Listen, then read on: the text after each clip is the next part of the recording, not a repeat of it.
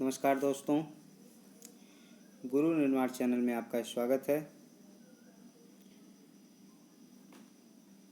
पिछली क्लास में हमने फिजिक्स में यांत्रिकी के अंतर्गत मापन को पढ़ा था। इस क्लास में अर्थात आज हम गति के बारे में जानेंगे। तो आइए गति पर चर्चा करते हैं। गति, विराम और गति यदि किसी वस्तु की स्थिति किसी स्थिर वस्तु के सापेक्ष समय के साथ बदलती रहती है तो उसे गति अवस्था कहा जाता है। जैसे चलती हुई ट्रेन जो पुल या पटरी के किनारे स्थित पेड़ पौधों के सापेक्ष अपनी स्थिति बदलती रहती है, वो उसकी गति अवस्था है। समय के साथ स्थिर वस्तु के सापेक्ष स्थित नहीं बदलने पर उसे विराम अवस्था कहा जाता है। तो गति में अवस्था बदलती है, विराम में अवस्था नहीं बदलती है। अगला देखते हैं दूरी। वस्तु दूरी किसी समय अंतराल में तय किए गए मार्ग की संपूर्ण लंबाई को दूरी कहते हैं। दूरी एक अदिश राशि है। इसको देख लीजिए, ये पूछता रहता है एग्जाम में। यह सदैव धनात्मक होती है। विस्थापन, वस्तु की अंतिम स्थिति तथा प्रारंभिक स्थिति के बीच की न्यूनतम दूरी विस्थापन कहलाती है। विस्थापन एक सदिश राशि है, इसको भी नोट कर लीजिए। इसमें अर्थात विस्थापन में परिमाण एवं दिशा दोनों होते हैं। सदिश है तो परिमाण व दिशा दोनों होगा। विस्थापन का मान धनात्मक, ऋणात्मक या शून्य कुछ भी हो सकता है। कोई वस्तु, अब चाल देखते हैं। कोई वस्तु इकाई समय में जितनी दूरी तय करती है उसे उसकी चाल कहते हैं। चाल एक अदिश राशि है, इसको नोट कर लीजिए। इसका SI मात्रक मीटर प्रति सेकंड होता है। अगला है वेग। कोई वस्तु इकाई समय में किसी निश्चित दिशा में जितनी दूरी तय करती है या जितनी विस्थापित होती है उसे उस वस्तु का वेग कहा जाता है। वेग एक सदिश राशि है, क्योंकि आपने बता दिया एक निश्चित दिशा है, इसलिए वह एक सदिश राशि है। इसका SI मात्रक मीटर प्रति सेकंड होता है। वेग धनात्मक, ऋणात्मक तथा शून्य कुछ भी हो सकता है। अब देखते हैं त्वरण। त्वरण क्या है? किसी वस्तु के वेग परिवर्तन की दर को उस वस्तु का त्वरण कहते हैं। त्वरण को प्रायः स्मॉल a से दर्शाते हैं, सूचित करते हैं। इसका मात्रक जो है SI मात्रक, वो है मीटर प्रति सेकंड स्क्वायर। यहाँ पे वर्ग सेकंड वही। यदि वस्तु एक वेग में बराबर समयांतरालों में बराबर परिवर्तन हो रहा है तो उसका त्वरण एक समान कहलाता है। अगर यदि वस्तु के वेग का परिमाण समय के साथ बढ़ रहा है तो वस्तु का त्वरण धनात्मक होगा। यदि वेग का परिमाण घट रहा है तो वस्तु का त्वरण ऋणात्मक होगा, जिसे हम मंदन कहते हैं। अगला है न्यूटन के गति के नियम। गति के नियमों को सबसे पहले सर आइजैक न्यूटन ने 1687 में अपनी पुस्तक प्रिंसिपिया में प्रतिपादित किया। इसलिए इस वैज्ञानिक के सम्मान में इन नियमों को न्यूटन के गति के नियम भी कहते हैं। न्यूटन के गति विषयक नियम निम्न है। पहला है प्रथम नियम।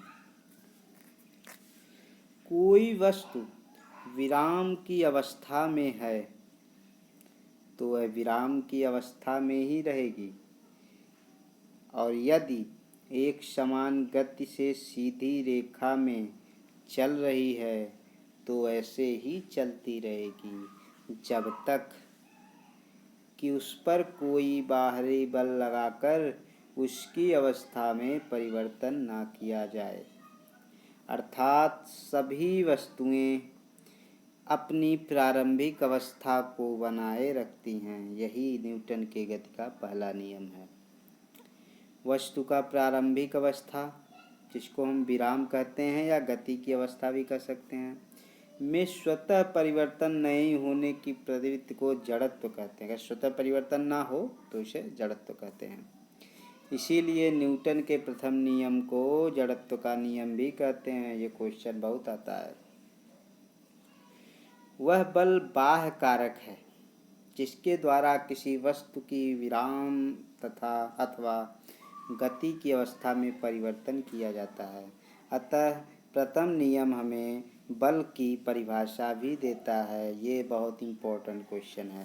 पहला तो ये है जड़त्व का नियम, प्रथम नियम को कहते हैं, और दूसरा ये है कि बल की परिभाषा किस नियम से आता है। ये दोनों क्वेश्चन एग्जाम में आते हैं। न्यूटन के प्रथम नियम के कुछ उदाहरण हैं, आइए देखते हैं, जो एग्जाम में पूछे जाते हैं किस नियम पे आधारित हैं। इसको आप देखिए।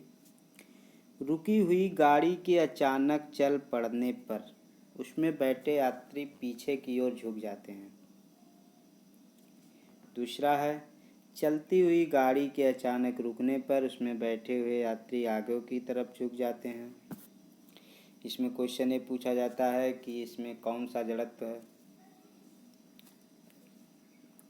गोली मारने से कांच में गोल छेद हो जाता है, परंतु पत्थर मारने पर कांच टुकड़े टुकड़े हो जाता है।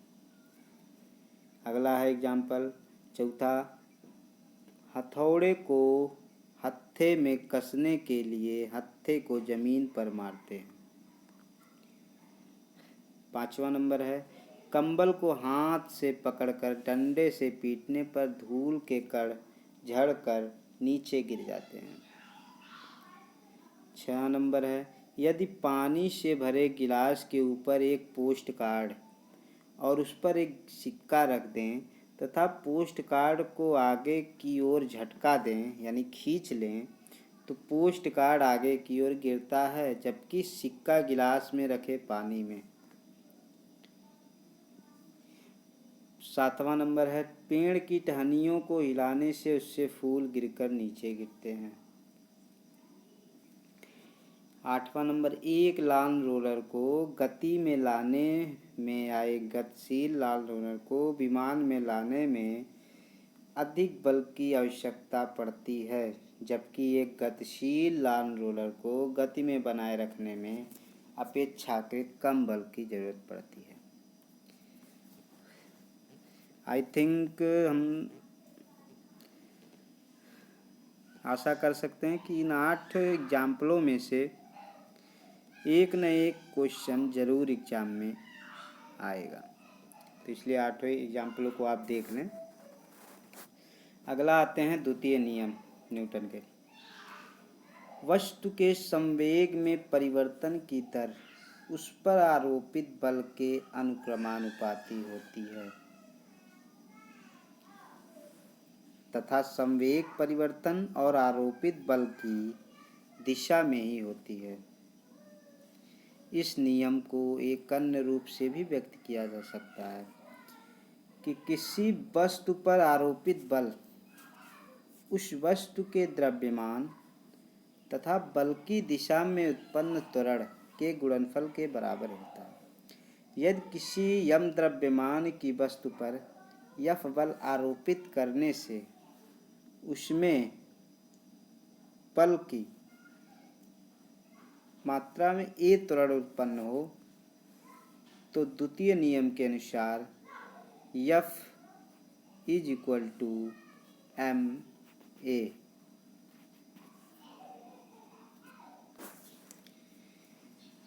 यदि F 0 हो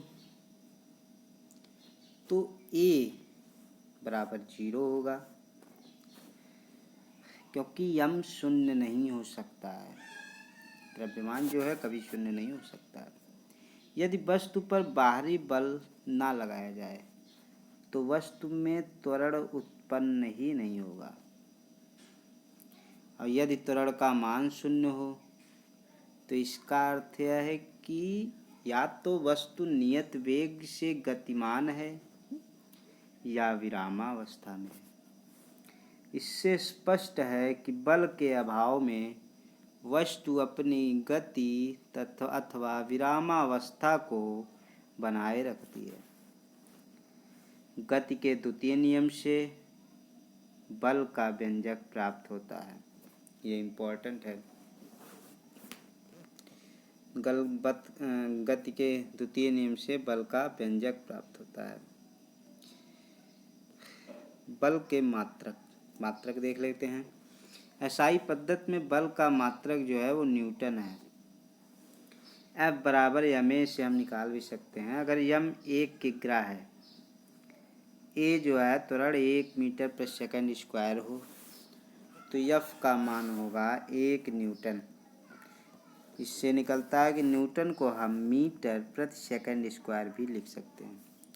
अतः इसकी परिभाषा निकलती है कि 1 न्यूटन बल वह बल है जो 1 किग्रा द्रव्यमान की किसी वस्तु में 1 मीटर प्रति सेकंड स्क्वायर का त्वरण उत्पन्न कर दे, वो 1 न्यूटन कहलाता है।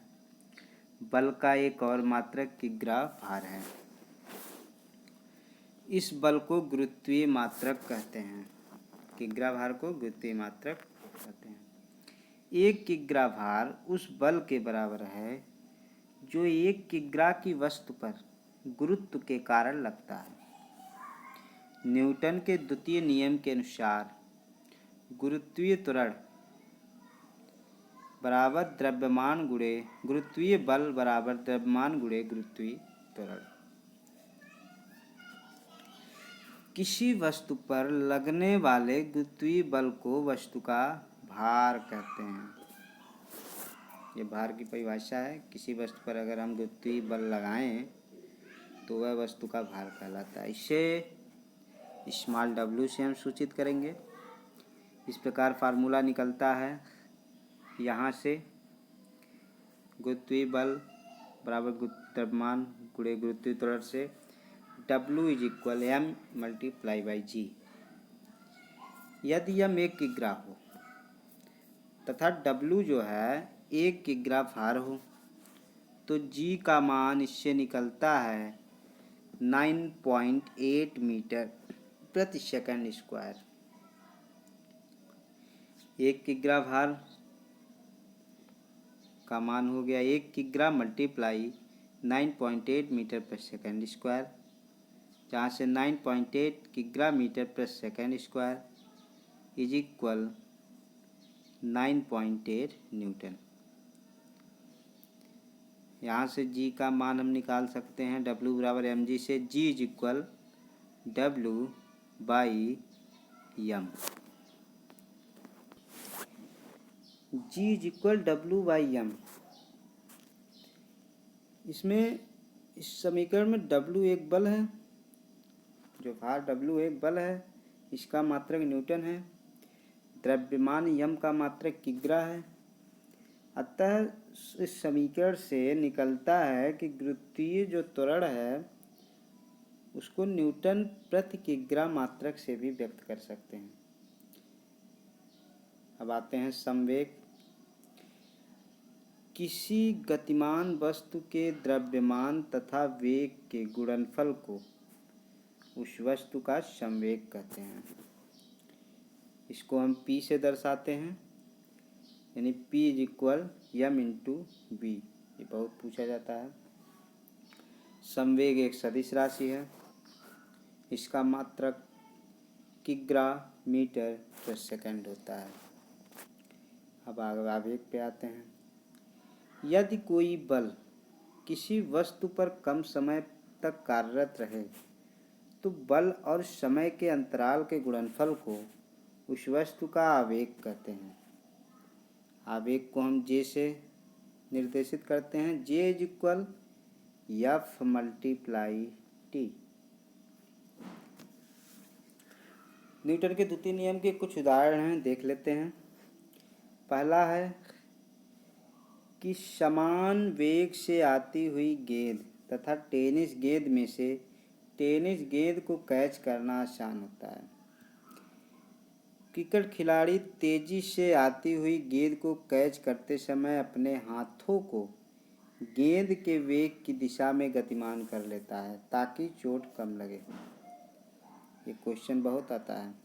तीसरा है गद्दा या मिट्टी के फर्श पर गिरने पर सीमेंट से बने फर्श पर गिरने की तुलना में कम चोट लगता है। गाड़ियों में स्प्रिंग। चौथा है गाड़ियों में स्प्रिंग और शॉक एब्जॉर्बर लगाए जाते हैं ताकि झटका कम लगे। पांचवा है कराटे खिलाड़ी द्वारा हाथ के प्रहार से ईंट की पट्टी को तोड़ना।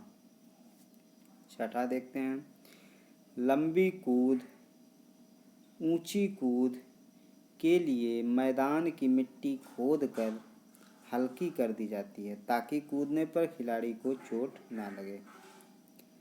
अधिक गहराई तक कील को गाड़ने के लिए भारी हथौड़े का उपयोग किया जाता है।